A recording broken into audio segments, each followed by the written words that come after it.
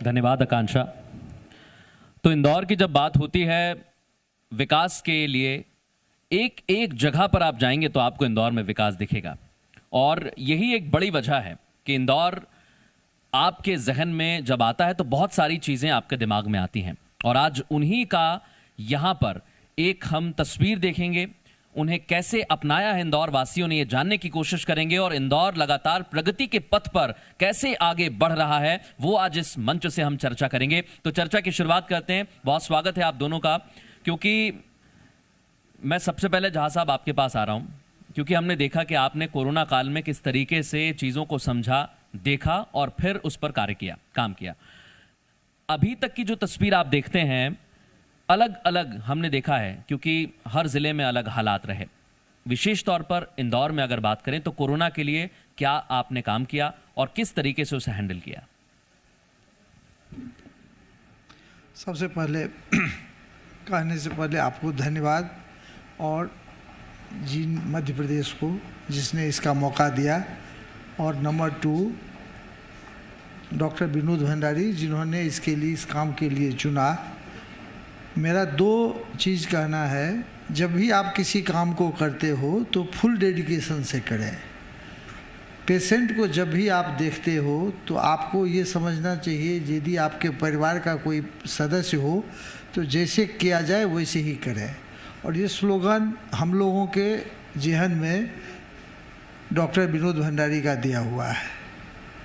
एक आपको इसके अलावा बात कह दें, जो भोजन पेशेंट के लिए वही भोजन, फैकल्टी के लिए वही भोजन, बच्चे के लिए, और वही भोजन विनोद भंडारी के परिवार में रोज जाता है। तो मेरा एक निवेदन है, जो यदि आप करते हो तो इस तन्मयता से करना चाहिए जो आपको लगे जो अपना परिवार। दूसरी बात, शिक्षा के लिए अरबिंदो मेडिकल कॉलेज में हम उन्हीं से सीखे जो प्रत्येक बच्चे को, मैं 2005 में अरबिंदो मेडिकल कॉलेज में ज्वाइन किया, 2006 फरवरी से एचओडी हैं मेडिसिन में। प्रत्येक बच्चे को अपने बेटा या बेटी के तरह मानते रहोगे तो आपका काम आसान हो जाएगा। डांटने में भी प्यार है। और बहुत बच्चे हमको ये सोचते हैं जो सर गुस्सा होते हैं, लेकिन ऐसा भी याद करते हैं पास होने के बाद, अभी भी जो सर ने जो कहा वो मेरे लिए कहा। तो सिमिलर चीज़ इंदौर के लिए भी मेरा कहना है। जो इंदौर में सबसे बड़ी बात है, यहाँ आत्मीयता बहुत अच्छी है। सारे लोग एक परिवार के तरह हैं। पूरे हिंदुस्तान में आप कहीं भी किसी को पूछोगे जो अमुक जगह कहाँ है, वो नहीं बताएगा। इंदौर में गलती से आप किसी को ये पूछ लो दूध कहाँ मिलेगी, तो आपको पहुँचा के छोड़ेगा। जो फीलिंग सिर्फ और सिर्फ गांव में है। जब स्वच्छता की बात है या आत्मीयता की बात है या बिजनेस टाइकून, अभी आप मेरे बगल में जिनको देख रहे हैं, लग नहीं रहा है कि ये इतना बड़ा काम कर सकते हैं। तो ये जो आत्मीयता है, ये जो इंसान के रूप में मेरा अपना सोच है, जो लो प्रोफाइल रह के काम करना, ये बहुत इम्पोर्टेंट पार्ट रहा। हमारे कॉलेज में अरबिंदो में करीब करीब 38,546 के आसपास में पेशेंट आया इस 15-16 महीना के अवधि में, जिसमें से अप्रॉक्सीमेटली 15,000 कोविड पॉजिटिव पेशेंट था। कुछ पेशेंट ऐसे आए, सिर्फ इंदौर नहीं, कोटा, राजस्थान से, गुजरात से, इवन अहमदाबाद के भी कुछ पेशेंट आए। और वो सिर्फ इसीलिए आए, जो हमारा अपना सोच है, जो गुजरात के लोग बहुत होशियार होते हैं।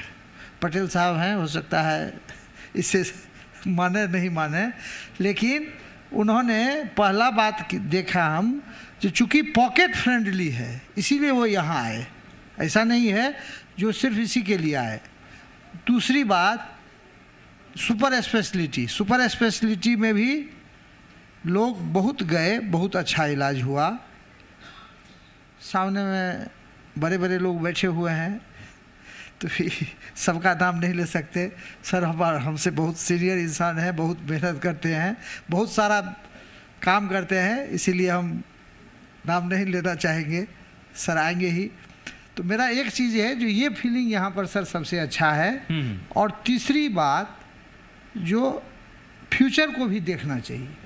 जैसे अभी कोरोना बहुत कम हो गया, तो कम हो गया इसका मतलब ये नहीं है, मेरा तो ये सोच है जो आंधी तूफान आने से पहले की शांति है, थर्ड जनरेशन मतलब आएगा। बिल्कुल, ये जो शांति है जी, इसके लिए भी हमें तैयार रहना होगा। हाँ बिल्कुल। आपने अमनवीर जी का भी जिक्र किया है, इनको भी मैं चर्चा में शामिल कर लेता हूं, क्योंकि जो चीजें आपने बताई हैं। अमनवीर जी, मैं आपके पास भी आ रहा हूं। सर ने जिक्र किया कि समाज बहुत इंपॉर्टेंट होता है और इंदौर के लोगों की जो आत्मीयता है उसकी चर्चा पूरे देश भर में की जाती है। जब समाज की बात आती है तो हम समाज सेवा की भी बात करते हैं। आपने लगातार इस क्षेत्र में बहुत काम किया है, हमने देखा। समाज सेवा की आपके लिए क्या परिभाषा है? समाज सेवा एक दिन का कर्म नहीं होता। जो मेरा पर्सनल ओपिनियन है वो ये है कि ये संस्कार की बात होती है। समाज सेवा संस्कार होता है, और मेरा अपना ये मानना है कि ये मुझे जो समृद्धि मिली है, जो ईश्वर की कृपा मिली है, जो लोगों की ब्लेसिंग्स मिली है, ये समाज के लिए कुछ करने के लिए मिली है। या कोई भी व्यक्ति जब समाज में आगे बढ़ता है तो उसकी ड्यूटी होती है कि वो समाज के लिए कुछ करे। बिल्कुल। और यही चीज़ मुझको संस्कारों से मिली और मैं आगे भी देना चाहता हूँ यही चीज़ मेरी जनरेशन को। तो समाज सेवा हमारे स्वार्थ के लिए होती है। तो मैं यदि समाज सेवा करता हूँ तो मेरा स्वार्थ है उसमें कि मैं अपने आप को प्रूव कर पाया कि मैं कुछ बना तो कुछ करा। बिल्कुल, इस दिशा में लगातार आपने काम किया। एक चीज़ और है जहाँ साहब आपने जिक्र किया कि भविष्य में क्या तैयारियां हमारी होंगी। अगर हम तीसरी लहर का जिक्र करें, क्योंकि बड़ी बड़े ऑर्गेनाइजेशन हैं, साइंटिस्ट हैं जो इस बात को दर्शा चुके हैं, बता चुके हैं कि आने वाले वक्त में हमें तीसरी लहर का सामना करना पड़ सकता है। अभी कुछ देश ऐसे हैं जहाँ पर इसका सामना लोग कर रहे हैं, तो हम तीसरी लहर को लेकर कितने तैयार हैं? जी, इसके लिए जैसे अरबिंदो मेडिकल कॉलेज ने सबसे पहला काम किया, जो next generation sequencing, gene sequencing की व्यवस्था कर ली, जिसका एक्सपर्टाइज इसलिए ज़रूरी है। जो ये जो कोविड वायरस है, ये आरएनए वायरस है जो हमेशा म्यूटेशन होते रहेगा। आप देख रहे हो अल्फा, बीटा, गामा, डेल्टा, ये चलते रहेगा। तो इसके लिए अगर सीक्वेंसिंग होगा तो क्विक और आप टू दी पॉइंट कौन सा वायरस है, कौन सा उसका वेरिएंट है, that can be detected earlier. और जैसे ही आपको वो पता चल जाएगा तो ट्रीटमेंट प्रोटोकॉल में भी आप वैसा जो इंटरनेशनल लेवल पर चल रहा है, क्योंकि कोई इंटरनेशनल लेवल पर आपके यहाँ आके नहीं बताएगा, जो उसका चल रहा है प्रोटोकॉल उसको आप फॉलो इमीडिएट कर सकते हो। दूसरी बात, जैसे हमारे हॉस्पिटल ने ये पेडियाट्रिक ग्रुप को फोकस किया जा रहा है। उसका कारण ये नहीं है जो बच्चे ही में ये बीमारी आएगी, क्योंकि सबसे पहले हम लोग एल्डर को किए थे जो इम्यूनाइज करना, फिर 18+ को किए, लेकिन अभी तक एक देश के अलावा कहीं भी छोटे बच्चे के लिए कुछ नहीं किए। दूसरी बात, मास्क पहनना भी हम और आप उसको समझते हैं, बच्चे कितना समझ रहे हैं ये पता नहीं। तो इसलिए बच्चे को फोकस किया गया है। और इसके लिए जैसे हमारे यहाँ NICU PICU 40 बेड का था, तो करीब करीब 120 बेड का तैयार कर लिया गया। और जो ऑक्सीजन सिलेंडर की और इतनी मारामारी हुई, तो 18 टन का मेरे पास, मतलब हमारे कॉलेज के पास व्यवस्था थी। अभी उसके अलावा करीब करीब 14 टन की अलग अलग जगह व्यवस्था कर लिया गया, जो कहीं भी प्रेशर न कम हो, क्योंकि देखा गया। और तीसरी चीज़ सबसे इम्पोर्टेंट, जो जितनी भी वेंटिलेटर्स हैं, वेंटिलेटर्स जो नॉर्मल वेंटिलेटर्स आते थे उसमें हाई प्रेशर ऑक्सीजन की ज़रूरत पड़ती है। अभी जो हमारे हॉस्पिटल में करीब करीब 120 ऐसे वेंटिलेटर लाए गए जो बहुत कम प्रेशर पर काम करेगा, और उसमें से 50% ऐसे वेंटिलेटर्स हैं जो कि नियोनेट से लेके पेडियाट्रिक एज ग्रुप तक को कवर करेगा। तो ये जो व्यवस्था है ये सिर्फ इसी दृष्टिकोण से रखा गया है कि आगे चल के यदि कोई भी आफत हो, तो यदि इंदौर के आदमी स्वच्छता में एक नंबर 1 हो सकते हैं, और तो कोरोना से लड़ने में और संक्रमण पर काबू पाने के लिए भी नंबर 1 हो सकते हैं। बिल्कुल, ये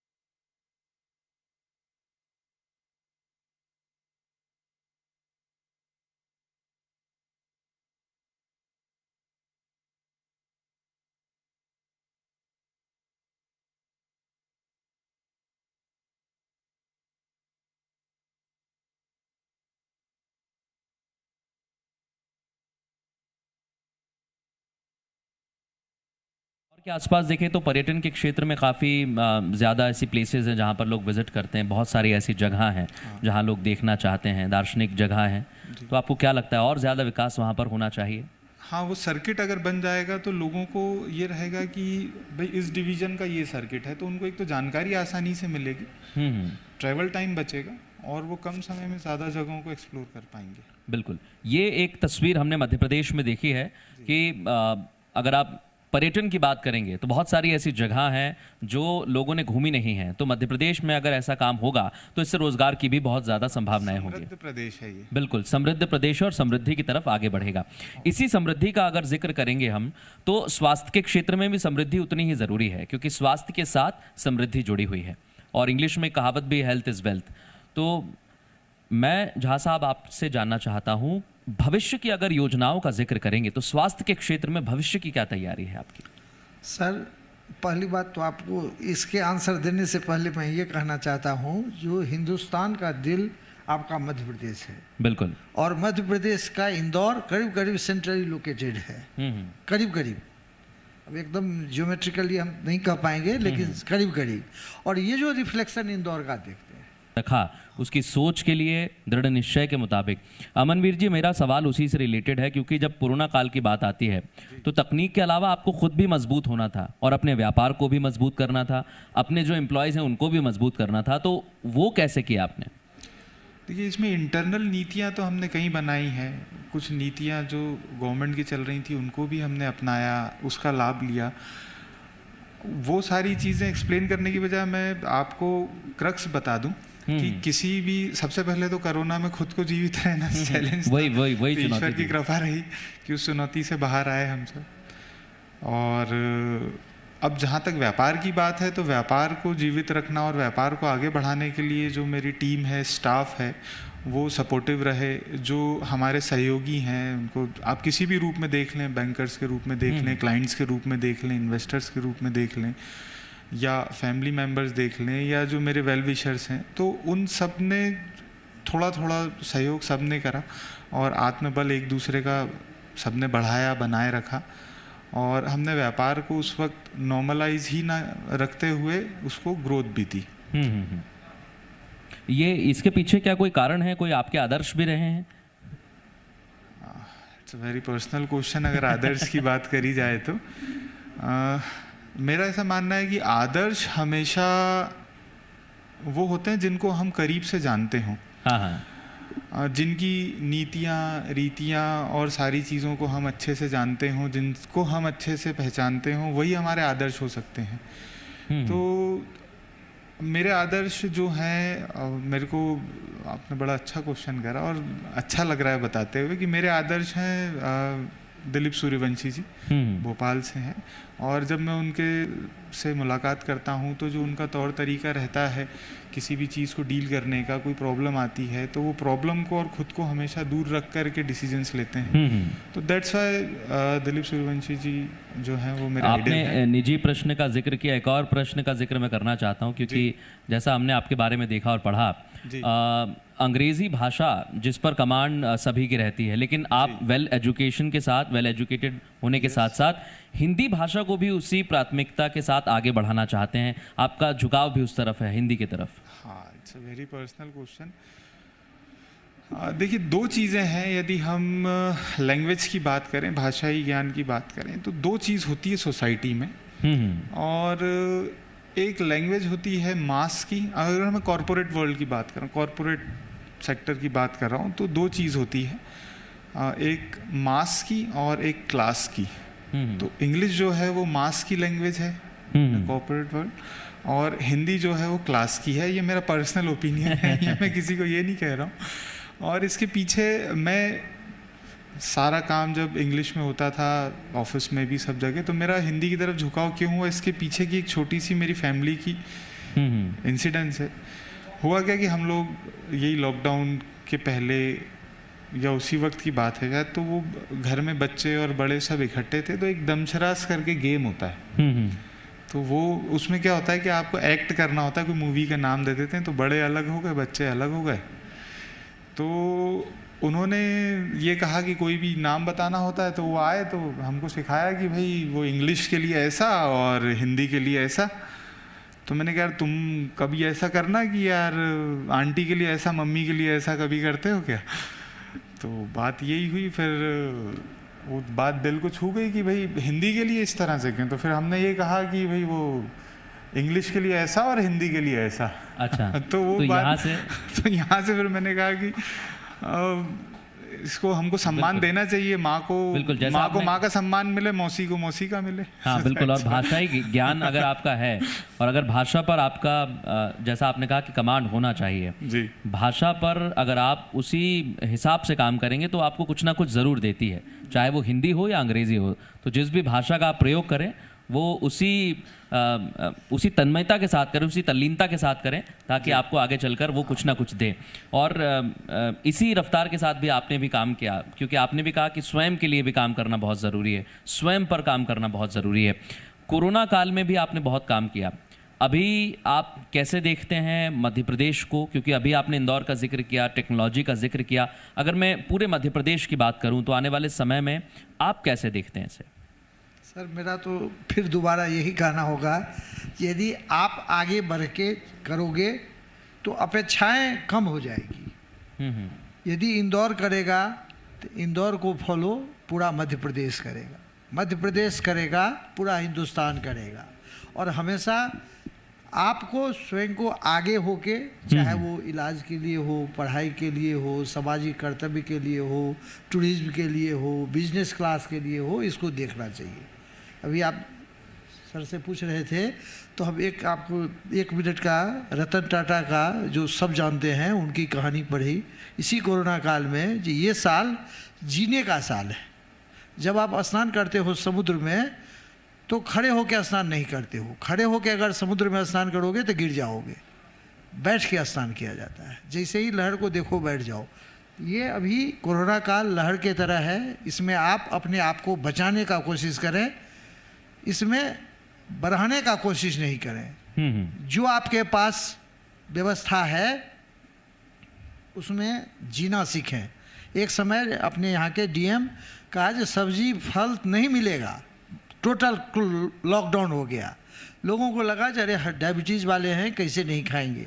एक पेशेंट हमको रिंग किया जो डायबिटीज़ है सर, अब तो फल भी नहीं, सब्जी नहीं, हरी सब्जी बैन हो गया, आप लोगों को तो खड़ा होना चाहिए। हम बोले बहुत अच्छा काम किए, बंद कर दिए। अगर आप घास खाओगे तो घास से भी कैलोरी आएगा। भगवान ऐसा प्रोडक्ट दिए हुए हैं, बॉडी को बनाए हुए हैं। माँ यदि कैल्शियम न ले तो माँ के हड्डी से बच्चा निकाल लेगा कैल्शियम और दूध के रूप में बच्चे को मिल जाएगा। वैसे ही शरीर को अगर नहीं मिलेगा तो शरीर व्यवस्था कर लेगा। आप इसके व्यवस्था में नहीं जाओ जो हरी सब्जी नहीं होगा, चना तो मिलेगा। तो बोला हाँ सर सब चना मिलेगा। चना को पानी में डाल के मतलब जीवित रहने के लिए आप जो भी आपको कदम उठाने हो वो उठाइए और आप लोगों का साथ है। और हमेशा हमारा ये है जो अपेक्षा नहीं करो, आपसे लोगों की अपेक्षा होने दो और बिल्कुल, और आपसे अपेक्षा होगा उतने ही आप बड़े होगे। और आप तो जिस प्रोफेशन में हैं उसमें ज़्यादा अपेक्षा करते हैं लोग, लेकिन आप उसी अपेक्षाओं पर खरे उतरें। अमनवीर जी भी लगातार इसी निरंतर प्रगति करते रहें और इसी तल्लीनता के साथ वो काम करें, इसी रफ्तार के साथ आप आगे बढ़ें, ताकि आपके आगे बढ़ने से इंदौर आगे बढ़े और मध्य प्रदेश आगे बढ़े। आप दोनों का बहुत शुक्रिया हमसे इस खास चर्चा में शामिल होने के लिए।